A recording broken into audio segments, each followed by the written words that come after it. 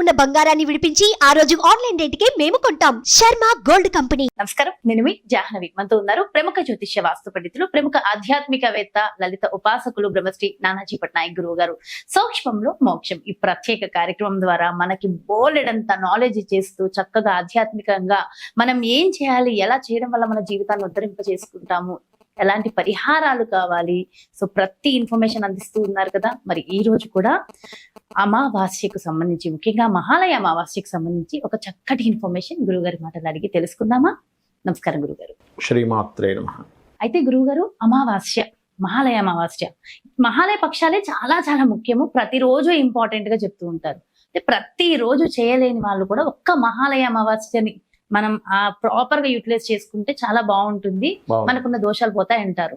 అసలు ఏం దోషాలు పోతాయి, మహాలయ అమావాస్యని ఉపయోగించుకోవడం అంటే ఏంటి, ఎలా ఉపయోగించుకోవాలి? మరి ఈసారి వచ్చే అమావాస్యకి సూర్యగ్రహణం అనేది కూడా ఉంది కాబట్టి ఇంకా దీని ఇంపాక్ట్ మంచిగా ఉండబోతుందా, ఇంకేమైనా నెగటివ్ గా ఉండబోతుందా? పూర్తి ఇన్ఫర్మేషన్ తప్పకుండా అమ్మా. ఫస్ట్ ఆఫ్ ఆల్ ఏంటంటే, ఈ పూర్వజన్మ సిద్ధాంతాన్ని సనాతన ధర్మంలో పురాణాలు కానీ, అదేవిధంగా ఇతిహాసాలు, పురాణాలు ఇవన్నీ చదివిన వాళ్ళకి కొంత అవగాహన ఉంటుంది. జన్మలు ఉన్నాయి, పితృదేవతలు అనేటువంటి ఒక దేవతా బృందం అనేటువంటిది ఒకటి ఉంది, పితృదేవత అనేటువంటిది.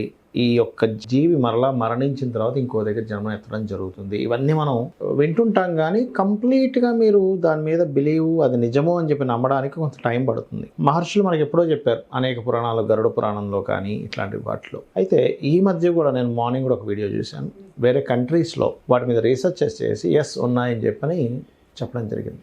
ఎలా అంటే, ఒక మనిషి గుర్రం నడిపిస్తూ చనిపోయినట్టు అవ్వగానే ఆమెను తీసుకొచ్చి రూమ్లో పెట్టినప్పుడు ఆత్మ బయటకు వచ్చినప్పుడు బయటది కూడా చూస్తుంది యాక్చువల్గా. అయితే సమ్ టైమ్స్ ఏమవుతుందంటే, మరణించిన వ్యక్తి మరలి ఒక్కొక్కసారి ఏమవుతుందంటే, ఇది మా తాతగారి విషయంలో కూడా ఒకసారి జరిగింది, తీసుకుని వెళ్ళి అయ్యో ఇది తప్పుగా తీసుకురావడం జరిగిందని మళ్ళీ వదిలేస్తారు యాక్చువల్గా వాళ్ళు. కొన్నిసార్లు అలా జరిగింది.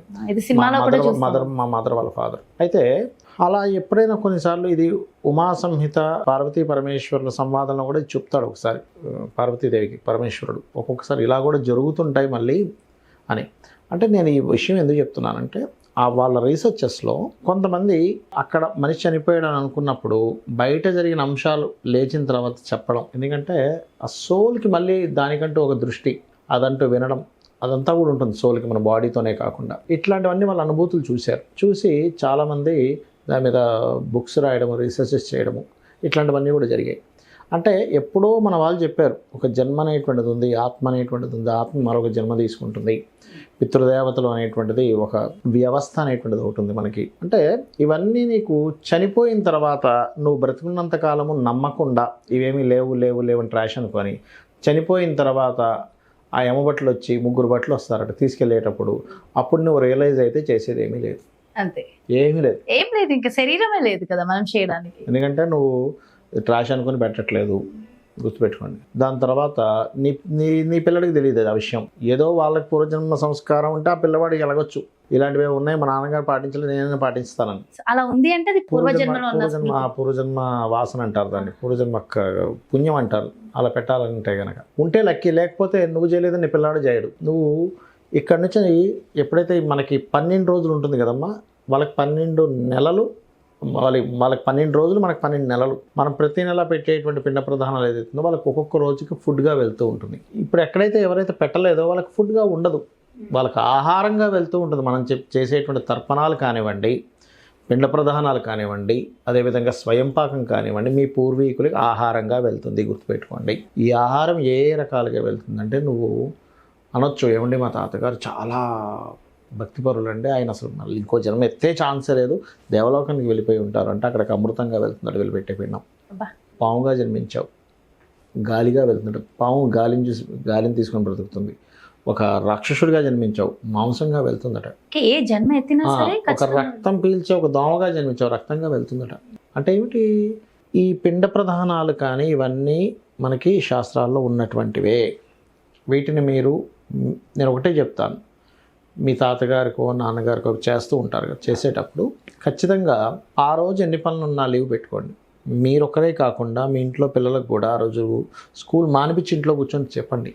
ఎందుకంటే మనం ఏదో చేసుకుంటూ వెళ్ళిపోతే ఆ పిల్లవాడు ఎప్పుడూ చూడ్డు, స్కూల్కి వెళ్ళిపోతాడు. పెద్ద అయిన తర్వాత తల్లిలో ఎవరో చెప్పింది, అరే ఇట్లా ఉంటారంటే what is this, I don't know.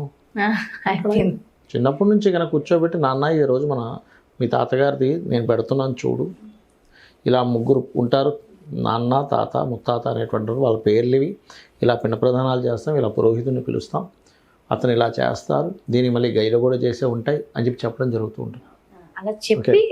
అలా చెప్పి మనం చేయించాలి. చాలా మంది పిల్లలు వద్దు ఇలాంటివి చూడకూడదు, వాళ్ళని ఉంచకూడదు అని చెప్పి తప్పమ్మో, పిల్లల్ని ఉంచాలి, వాళ్ళకి నేర్పించాలి. ఎక్కడ నేర్చుకుంటారు, ఎవరు చెప్తారు చెప్పండి? పిల్లలకి చెప్పాలి.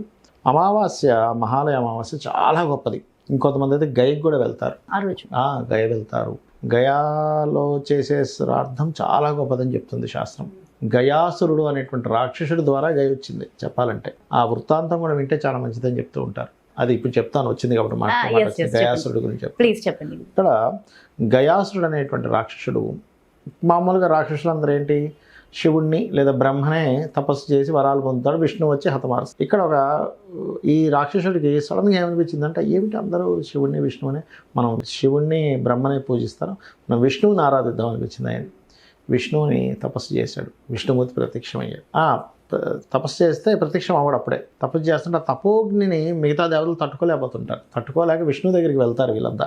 అయ్యా అతనికి తొందరగా ప్రత్యక్షమై ఏదో ఒకటి ఇవ్వండి, మేము ఆ తపస్సు యొక్క అగ్నిని మేము భరించలేకపోతున్నాం, తపోగ్నిని మేము భరించలేకపోతున్నాం, మీరు వెళ్ళి ఏదో ఒకటి వరం ఇవ్వండి అంటారు. అనగానే ఈ విష్ణువు వెళ్తాడు ఆయన దగ్గరికి, గయాసురుడి దగ్గరికి.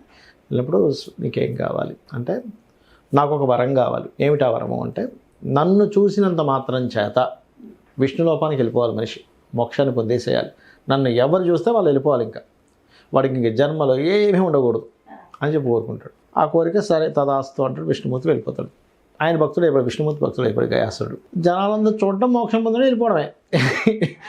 విష్ణులోకం నిండిపోతూ ఉంటుంది. అది అన్లిమిటెడ్ లేదు చెప్తున్నాను. ఈ యజ్ఞాలు లేవు, ఏమీ లేవు, ఇంకా హోమాలు యజ్ఞాలు పూజలు ఏమీ లేవు, అవిస్సులు సమర్పించడం ఏమీ లేవు. ఈ దేవతలందరూ మళ్ళీ మొరపెట్టుకుంటారు, స్వామి ఏమిటి అన్యాయం, వాడిని చూస్తే మోక్షం వచ్చేస్తుంది, ఇంకా భూమి మీద ఏమీ లేవు అసలు, ఒక పూజ పునస్కారం ఏమీ లేకుండా అయిపోతుంది. ఇది మరీ ఘోరంగా, మీరే కదండి అయ్యా ఆయన అడిగారు వరం ఇమ్మన్నారు, నేను వెళ్ళి వరం ఇచ్చా. ఇప్పుడు వెళ్ళి ప్రత్యక్షమైన తర్వాత, తపస్సుకు మెచ్చి వెళ్ళిన తర్వాత వరం అడిగిన వరం ఇవ్వాల్సిందే, అది దేవతా ధర్మం. అంటే అలా కాదు, ఇప్పుడు ఇవన్నీ లేకుండా పోయాయి, యజ్ఞాలు ఏమీ లేకుండా పోయాయి, దీన్ని ఏం చేయాలంటే, సరే నేను మీకు ఒక ఐడియా చెప్తాను.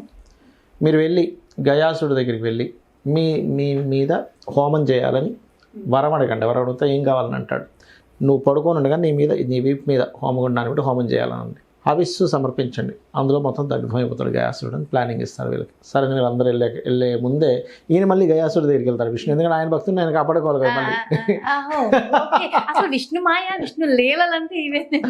గయాసుడి దగ్గరికి వెళ్ళి, ఇగో నీ దగ్గరికి దేవతలు వచ్చి అడుగుతారు, నువ్వు మాత్రం చక్కగా నువ్వు పడుకో, నీ మీద హోమం చేస్తారు, నువ్వు పూర్ణాహుతి చేసేటప్పుడు మాత్రం కదిలేటప్పుడు పూర్ణాహుతి చేయకూడదు అని చెప్పి ఐడియా చెప్పి వెళ్ళిపోతాడు.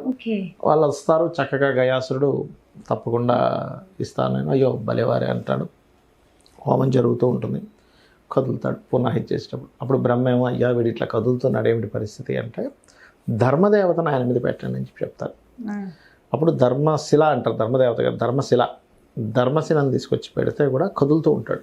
అప్పుడు మళ్ళీ వీళ్ళందరూ స్వామి ధర్మశిలను తీసుకొచ్చి పెట్టినా సరే కదులుతున్నాడు అన్నప్పుడు విష్ణు ఆ ధర్మశిల మీద కూర్చుంటాడు. విష్ణు ఉంటే ఆయన కదలడు, ఎందుకంటే ఆ విష్ణుశిల పడిపోతే గనక దోషం కదా, విష్ణు భక్తుడు కదా, అప్పుడు కదలడు. అప్పుడు విష్ణువు, శివుడు వీళ్ళందరూ కూడా ఆయన మీద రావాలని ఆయన కోరుకుంటాడు. అలా ఆ యొక్క జరిగినటువంటి హోమం జరిగిన ప్రదేశమే ఇప్పుడు గయ, పాదగయ, శిరస్గయ అంటూ ఉంటారు. అయితే అప్పుడు ఆ యొక్క గయాసురుడు అడుగుతాడు, అయ్యా నేను ఏం పాపం చేశాను, మిమ్మల్ని ఎవరిని నేను యుద్ధాలు చేసి వేరే రాక్షసులా మిమ్మల్ని చంపలేదు, అదేవిధంగా నేను ఎవరికీ అన్యాయం చేయలేదు, చక్కగా అందరికీ చేశాను కదా, నన్ను ఎందుకు ఇలా అన్యాయం చేశారని అడుగుతాడు గయాసురుడు. అలా కాదు, ధర్మం దెబ్బతింటుంది. ఇప్పుడు లోకంలో యజ్ఞాలు, హోమాలు, పూజలు ఇవన్నీ ఉండాలి, అవి దేవతలకు అందుతుండాలి. మళ్ళీ దేవతలు ఒక సైకిల్ లాగా పనిచేస్తుండాలి. అంటే ఎలా అంటే, ఇప్పుడు చెప్తా చూడమ్మా, ఇప్పుడు ఉదాహరణకి ఈ దేశపు సీఎంఓ, పిఎంఓ లేకపోతే ఒక దేశ ప్రెసిడెంటో ఉన్నాడు, ఎవరిని ఏ పని చేయనివ్వకుండా అందరికీ డబ్బులు పంచుకుంటూ పోతే ఏమైపోతుంది ఆ దేశం? ఎలా అభివృద్ధి చెందుద్ది? ఎవడే పని చేయడు, డెవలప్ కాదు కదా, అసలు ఎవడే పని చేయకపోతే ప్రొడ్యూస్ అవ్వదు. ఫస్ట్ అవ్వదు కదా. మనకి వాల్యూ పడిపోద్ది. అది ఎలాగైతే సోమరపోతులు చేసేసి మనిషి ఏమి చేయకుండా అయిపోతుందో, అదేవిధంగా ఈ చక్రం ధర్మచక్రం తిరిగేటువంటి దాన్ని పాడైపోతుంది నువ్వు నీ వల్ల. అందుకని ఇలా చేశాం, కానీ నీ మీద ఎటువంటి కోపం లేదు అని. అప్పుడు ఆ దేవతలందరూ కూడా నీ దగ్గరికి వచ్చి ఎవరైతే ఈ గయలో చేస్తారు వాళ్ళు చాలా చక్కటి మోక్షాన్ని పొందుతారు అనేటువంటి దాన్ని వాళ్ళందరూ ఇవ్వడం జరుగుతుంది. ఆ రకంగా గయా రావడం అసలు ఆ జరిగింది. కథ వింటుంటేనే వినాలట యాక్చువల్గా గయా ఖచ్చితంగా వినాలి. వినాలి. అసలు ఎంత అదృష్టం కదా, నిజంగా తెలుసో తెలియకో కుదరక ఏమన్నా ఇలాంటివి చేయలేకపోయినా వింటుంటే కూడా అసలు ఆ ఎనర్జీ బాగున్నాయి గురువు గారు. బాగుంటాయి. ఇంకోటి ఏంటంటే చాలా మందికి ఉన్న అపోహ ఏంటంటే గైలో చేస్తే ఇంక జీవితాంతం చేయకూడదు అనుకుంటారు. తప్పు. గైలో చేసాక కూడా చేయాలి, ప్రతి సంవత్సరం చేయాలి. సంవత్సరం చేస్తారు. అమావాస్యలకు స్వయం పాకం ఇస్తారు. ఇప్పుడు మనకు అమావాస్య రాబోతుంది. ఈ అమావాస్యకి ఇంకా గొప్ప విషయం ఏంటంటే గ్రహణం కూడా వచ్చింది. గొప్ప విషయం అంటే గొప్ప విషయమే. గ్రహణంకి ఎక్కువ పట్టు కదా. మీరు ఇచ్చే దానం 100 రెట్లు పనిచేస్తుంది, మీరు చేసే మంత్రం 1000 రెట్లు పనిచేస్తుంది, సో ఇచ్చే తర్పణం కూడా 100 రెట్లు ఫలితం బ్రహ్మాండంగా ఇస్తుంది. పనిచేస్తుంది. అబ్బా, సో అద్భుతమైన అదృష్టాన్ని పట్టించేటటువంటి యోగం మాట అయితే ఇది. అలాగే తర్పణాలు 11:45 నుంచి 12:45 1 గంట లోపల చేయండి తర్పణం మధ్యాహ్న సమయంలో. అదేవిధంగా రాత్రిపూట గ్రహణం ఉన్నందుకు మనకు లేకపోయినా, ఇండియాలో లేకపోయినా జపం చేసుకోవచ్చు. 9-13 గంటల స్టార్ట్ అయ్యి 3 గంటల చిల్లర వరకు ఉంటుంది. ఆ సమయంలో జపం చేసుకుంటే చాలా మంచిది, అందులో ఎటువంటి సందేహం లేదు. సాయంత్రం పూట అమ్మవారి యొక్క ఆరాధన ఈ మహాలయ అమావాస్యలో మధ్యాహ్నం మీరు తర్పణాలు ఇస్తే సాయంత్రం పూట లలితా సహస్రనామ శ్రవణము పఠనము లేదా కుంకుమ పసుపు తీసుకొని వేస్తూ శ్రీమాత్రే నమః అనే నామస్మరణ చేయడం అన్ని విధాలా చక్కటి ఫలితాన్ని ఇస్తుంది. అయితే క్రితం వీడియోలో మీరు చెప్పారు కదా, అమావాస్య రోజు అంటే ముందు రోజు నెయ్యి అన్నం తినాలి అని చెప్పి తర్పణం ఇచ్చిన తర్వాత తీసుకోవాలంటారు. కాదు, ముందు తర్పణాలు ఇచ్చిన తర్వాత భోజనం చేయాలి. భోజనం చేయాలి. ఆ భోజనంలో అంటే క్రితం వీడియో ఎవరైనా చూస్తే వాళ్ళకి క్లారిటీగా అర్థమవుతుంది. ఒక చిన్న పరిహారం కూడా చెప్పారు, అది కూడా అమావాస్య రోజే. సో ఒకవేళ చూడలేని వాళ్ళు ఉంటే ఆ వీడియోని కూడా ఒకసారి చూడండి, వీక్షించండి, ఇంకా క్లారిటీగా అర్థమవుతుంది. అమ్మవారి నవరాత్రుల గురించి చెప్పిన వీడియో అది. అమ్మవారి నవరాత్రుల గురించి సంబంధించిన వీడియో ఖచ్చితంగా వీక్షించండి. ఎందుకంటే ఇలాంటి పరిహారాలు తెలుసుకోవడము, నాలెడ్జ్ గెయిన్ చేసుకోవడం, మనకున్నటువంటి దోషాలను పోగొట్టుకోవడం చాలా ముఖ్యం. అసలు ఎంత చక్కటి ఇన్ఫర్మేషన్ అంటే నభూతో నా భవిష్యత్తి అంటే ఇలాంటి అంశం వినడం ద్వారా కూడా మనకున్న ఈ పితృ దోషాలు తొలగించుకోవచ్చు అనేది ఒక కథ రూపంలో చెప్తూ ఆ రోజు చేయవలసిన విధి విధానాలు చెప్పారు గురుగారు. Thank you so much Guruji. నమస్కారం. శ్రీమాత్రే నమః. చూసారు కదండి, ఇది మహాలయ అమావాస్య. ఖచ్చితంగా మరి ఈ మహాలయ పక్షాల్లో చేసిన వారు కానివ్వండి, అన్ని విధి విధానాలు చేయలేని వారు కానివ్వండి, ఖచ్చితంగా ఆ రోజు ఏం చెయ్యాలి, ఎలాంటి పరిహారాలు మనం పాటించాలి, ముఖ్యంగా గురువు గారు చెప్పిన కథ ఉంది చూడండి, నభూతో నా భవిష్యత్తి, అలాంటివి మనం వినాలి. వినడం ద్వారా కూడా గజేంద్ర మోక్షం విని దోషాలు పోగొట్టుకుని అద్భుతంగా ఉన్నాము అని చెప్పిన వాళ్ళు ఎందరో ఉన్నారు కదా, అలాంటి ఫలితం ఖచ్చితంగా ఈ కథ విన్న వాళ్ళకు కూడా వస్తుంది అని మనస్ఫూర్తిగా అర్థమైంది నాకైతే. ఎందుకంటే కొన్ని వైబ్స్ మనకు అర్థమైపోతుంటాయి కదా అలా. సో ఖచ్చితంగా ఈ కథని వినండి, గురువు గారు చెప్పిన పరిహారాలన్నీ కూడా ఫాలో అవుదాము. సో అందరం కూడా ఎప్పుడు ఆనందంగా ఉండే ప్రయత్నం చేద్దాం. మరో ప్రత్యేకమైన కార్యక్రమంతో మళ్ళీ మీ ముందుకు వచ్చేస్తాను. మరి అలాగే మనకున్నటువంటి జాతక కర్మలను తొలగించుకోవడం చాలా చాలా ముఖ్యం. మరి జాతక కర్మలు తొలగించుకోవాలంటే అసలు మన జాతకంలో ఏముంది, ఎలాంటి దోషాలని మనం పోగొట్టుకోవాలి, అసలు మన జాతకం ఏంటి ఫస్ట్ తెలియాలిగా. మరి ఒక్కసారి జాతక పరిశీలన చేసుకుని దానికి తగిన విధి విధానాల ప్రకారం మీకు పరిహారాలు కావాలి, మన నానాజీ పట్నాయక్ గురువు గారి అపాయింట్మెంట్ కావాలి అనుకుంటే క్రింద డిస్ప్లే అవుతున్నటువంటి నెంబర్స్ కి కాల్ చేయండి, అపాయింట్మెంట్ తీసుకోండి. నమస్కారం.